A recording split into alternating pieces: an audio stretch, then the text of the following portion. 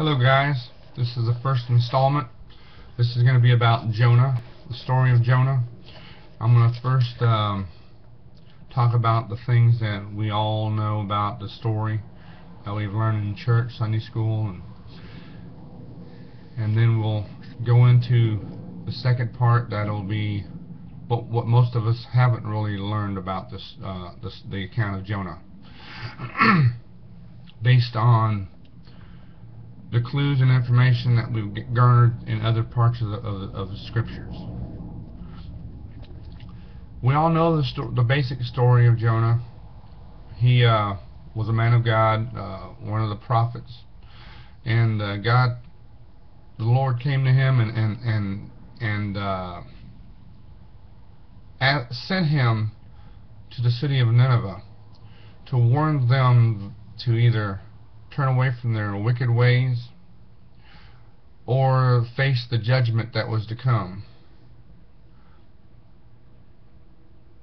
Now Jonah's first reaction was,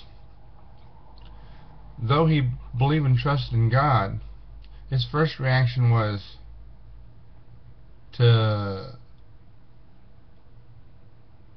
rebel against the thought, to not do as the Lord said, because he was afraid. He was afraid that he would be killed. He was afraid that because of how wicked the people were in Nineveh, that they wouldn't even give it a second thought. They would just kill him right off the bat, just upon hearing the beginning of his warning. They would just kill him that easily. There's many of us that are faced with a job to do that God gives us to do, and there's many people that are around the world that are faced with this, and many of us will be faced with this seriousness pretty soon as well. That we're going to be afraid of what might happen if we speak up, stand up, and tell everybody what the Lord wants us to. But we have to remember the outcome. The outcome is always going to be good. Why? What was the reason behind Jonah's sort of rebellion? Because it was because of fear of what would happen to himself. Yes, like I said, we'd all be afraid of what might happen, and we're going to face that at some point. So his fear was rightly placed, but he also was losing sight of the bigger picture. He was losing focus off of the Lord. The result was, in the account that we're taught about, the result is him being ultimately thrown off the ship into the sea and swallowed by a whale, and then thrown back up out of the whale's belly. And then he did do what the Lord told him to do, gave the warning to Nineveh, and they turned away from their wickedness. Now that's what we've been told, basically, in a nutshell. But what else have we not been taught? What else is there to glean from the story? What is the rest of the story? Let's see what the rest of the story is. First of all, we have to understand the background. Yes, Jonah was a prophet of God, and God used him to do his purpose. But where was he sending him? Nineveh was a place in Assyria, a city of Assyria, that was originally built by an earlier Bible figure by the name of Nimrod. Nimrod was the first emperor of the world. He created the first empire of the world, as well as the first false religions. One of the cities he built was Nineveh, and over the time it became the wickedest, the most violent place of the known world at the time.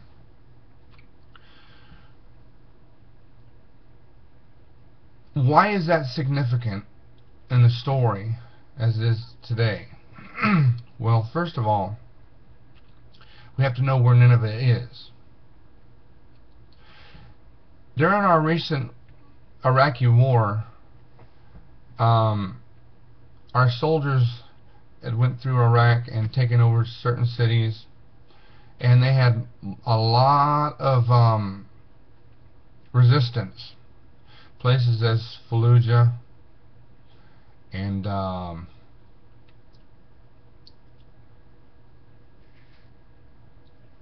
many cities of the northern Iraq, central Iraq, the Anbar province, and one of these cities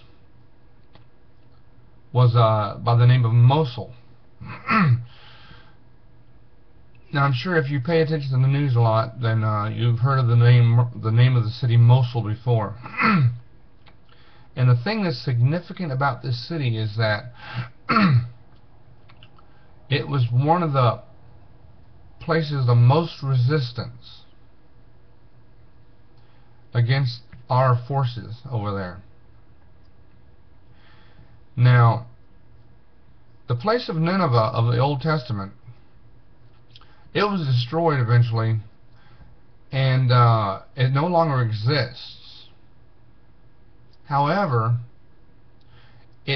the ruins of the city are on the outskirts of a city that does exist today.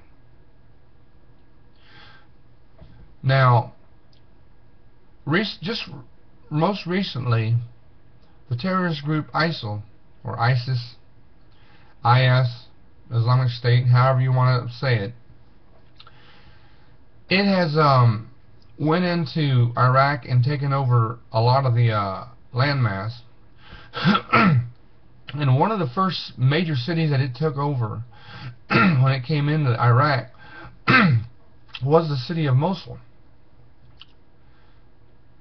In fact, it is this very city that is the most violent city of the area today. And it is this very city that on the outskirts are the ruins of Nineveh, the most violent city of the time of Jonah. That gives us some perspective of why Jonah was so afraid to do what the Lord had told him to do. In fact, if you look at the things that are going on today, all the beheadings, all the killings, the murders, the beheadings by ISIS, the hangings, the burnings, the crucifixions, all this is happening right now. And any of us, we would be deathly afraid of going over there and confronting them face to face, because we know what they're doing to others. We may be asked by the Lord to do so in the near future, and we need to remember the ultimate outcome of the story of Jonah before we make our final decision whether to do so or not. Now let's go into the account itself.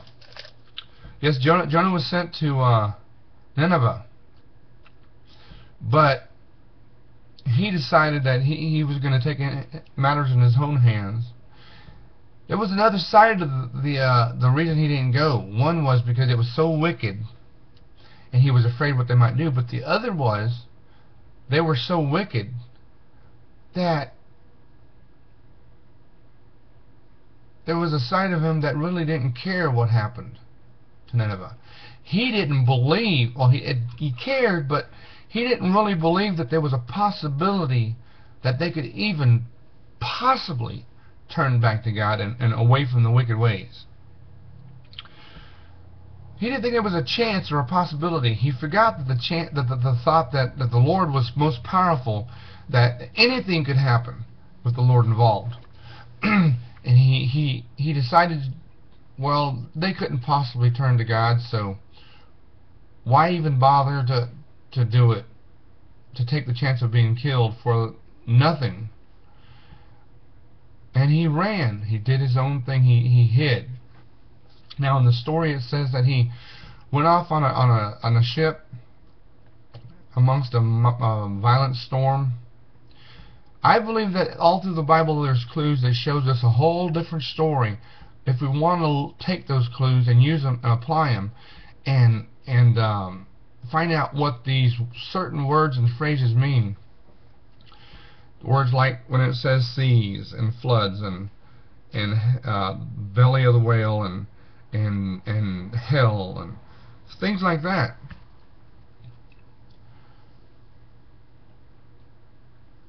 There was a mighty flood of violence in the world, of people coming against just the inhabitants of the area. People that like to ransack and take over houses and people's lives. This was happening at the time, and Jonah knew what he was facing ahead. He didn't know the outcome. He didn't believe it strong enough, didn't have the faith strong enough. But he was afraid, and he ran from this flood. So he ran off to do his own thing, what he decided he was going to do. And in the meanwhile, this mighty storm came upon the people. When he was awoke from his ambivalence, when he was awoke from his spiritual sleep, his not wanting to do what he was asked by the Lord, and realized that it was his own fault that this was coming upon the people because they were not giving him up, he chose to allow them to take him out of the equation so they would not be harmed. He told them to throw him over, basically give him up. And he was given up. He was given up to the storm, this flood that was coming upon them. I believe that he was given up to this storm of wicked men, wicked army. And he was brought to a point of hopelessness. He was brought, as it says in chapter 2 of Jonah, verse 2, I cried by reason of my affliction unto the Lord, and he heard me. Out of the belly of hell cried I, and thou heardest my voice, for thou hast cast me into the deep, and in the midst of the sea, and the floods compassed me about. All thy billows and thy waves passed me over. Then I said, I am cast out of thy sight, yet I will look toward thy holy temple. That is the key right there to understand what was happening. Adam was cast out of the sight. He was cast out of the garden. He was cast out of paradise. He was put out of the presence of the Lord. And that's how Jonah felt. He was cast out of thy sight. He was sent out of the presence of the Lord. He was an outcast because he refused to do the work of the Lord. And it was time he realized for repentance. I believe that he was on the edge of death. That's why it says hell. It says, out of the belly of hell I cried. He was at the point of death. That's why Jesus referenced him before he was going to the cross. He referenced him in the belly of hell for 3 days, because that's what was getting ready to happen to him as well. Jonah was at the edge of death. In fact, he might have even been in the process of dying. He might have even been at death's door. He might have died already. And right at the edge of that, he had repented and was brought back from hell, from the edges of hell. He was brought back not only to life, but back to the presence of the Lord. And this repentance brought him back into the line of what he was supposed to do. He was re-given the faith, strong enough faith, to go and face these men with the warning of destruction, of judgment to come. His faith had been strengthened enough where he could face these men and tell them, even with the possibility of him being killed, but also having the faith that if it is God's will, he will not be killed.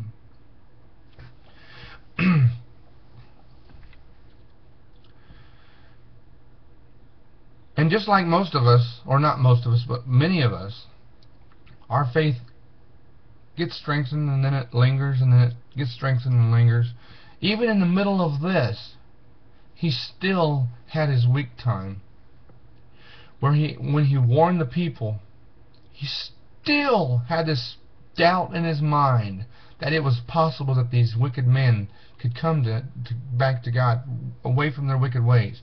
He still had the doubt, because he went off to the edge of town and sat down in the shade of a gourd and waited. He stayed there and waited, watched. He watched for that destruction to come, because he didn't believe that they would turn. And when it didn't happen, he questioned God, like some of us might do sometimes. How could you not do what you said you would do? There's no way they're going to turn back towards you. They're so wicked. How could you not do what you promised? And what was the Lord's reply at the end? The Lord's reply was, dost thou well to be angry for the gourd? Because the gourd, the Lord said, okay, you're under the shade. You're under the shade, the shadow of the gourd. He was in a cool area of protection from the sun, from the coming judgment. That's what he was. He was in the shadow, in the shade. And he said, you're in the shade of this gourd. When the gourd withered, you were no longer protected from this judgment, yet you still look for the coming judgment over the people, even though it would affect you as well.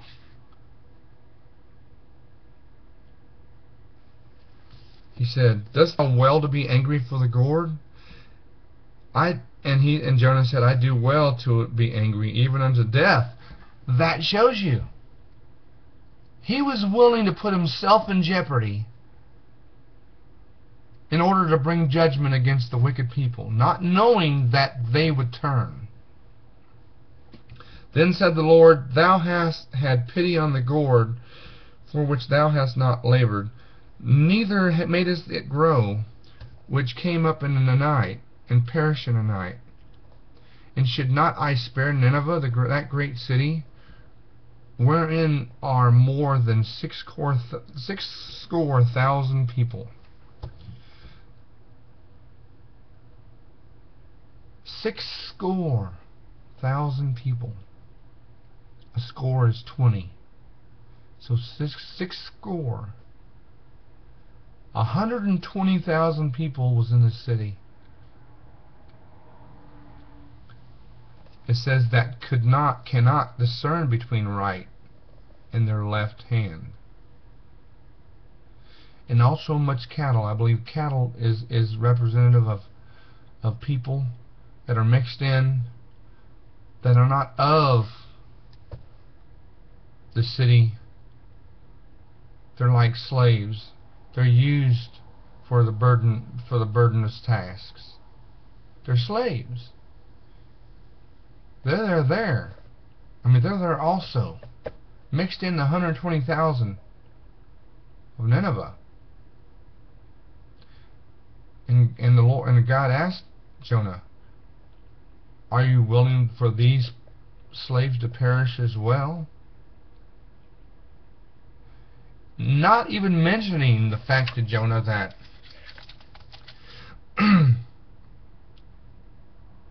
after Jonah gave the message,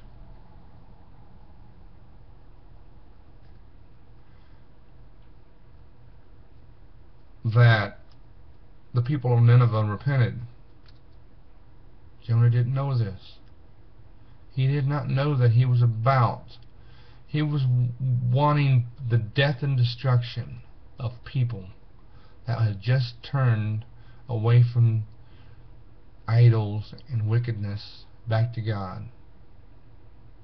Sometimes in our lives, we're so busy thinking about what we're doing for the Lord, trying to do for the Lord, or at least sometimes it's what we think we're doing for the Lord too, like Jonah was.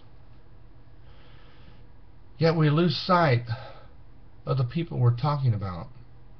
Some of the people in our world today that are doing wickedness, that we're so busy telling them what destruction is going to come upon them. We beat them over the head with the judgment and lose sight of the possibility of them changing their ways. We need to spend more time with the message of Jesus and less time, still use it at the right moments, but less time on the message of Jonah. Jonah brought a message of destruction, just like many other prophets did. Jesus brought a message of redemption and salvation. We need to get back into the message of redemption and salvation. Otherwise, people won't see the hope of getting out of the judgment. That's the rest of the story. See you next time.